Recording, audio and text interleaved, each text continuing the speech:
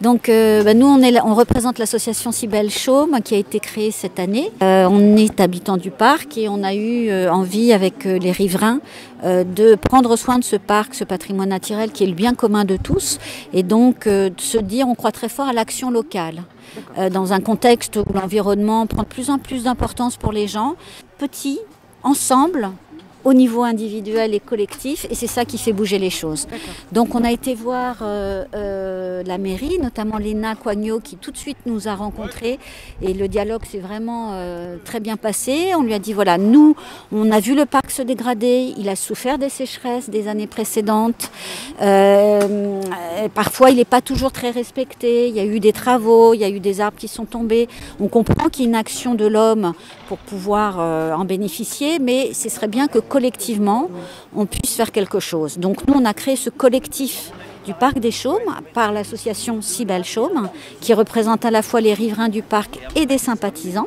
Et puis on a demandé à Léa si ils étaient d'accord de réfléchir ensemble avec nous à une amélioration, comment prendre soin du parc, comment le préserver, comment l'embellir. Et aujourd'hui on est très heureux parce que c'est la première action qu'on fait en concertation avec la ville. Les équipes de Pierre Wegman sont venues, ont très bien aménagé déjà des premiers postes. Évidemment, c'est un plan qui va s'étaler sur plusieurs années. Donc la priorité, c'était d'abord de montrer qu'il y avait des points, des postes importants où on pouvait replanter. Des points stratégiques pour que les gens puissent ne pas écraser des nouvelles pousses, parce qu'il y a de la repousse naturelle qui va se faire, donc il fallait pouvoir canaliser les passages de personnes. Voilà, on a travaillé avec les équipes de Pierre, et Pierre Wegman nous a dit ok, là-dessus ça paraît judicieux. Nous, en tant qu'association Si Belle Chaume, on a voulu insuffler une dynamique en offrant donc ces arbustes, ces premiers arbres et arbustes pour les planter.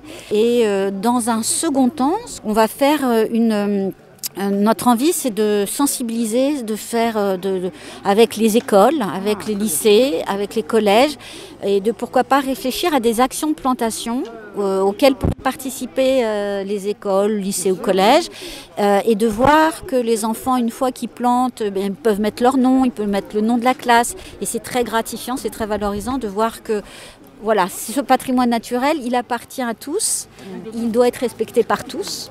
Et on doit tous en prendre soin, quoi. Voilà, c'est un peu et le fait que chacun puisse y participer, c'est un petit peu leur petit bébé à eux aussi. Exactement. C'est une manière de se rapproprier ce bien qui est un bien commun, qui n'appartient à personne. Et du coup, l'idée, effectivement, comme vous disiez, c'est que quand il y aura des ateliers pédagogiques et des actions de sensibilisation, les enfants puissent se rapproprier ce bien commun qui appartient à tout le monde, et c'est aussi notre responsabilité à tous d'en prendre soin.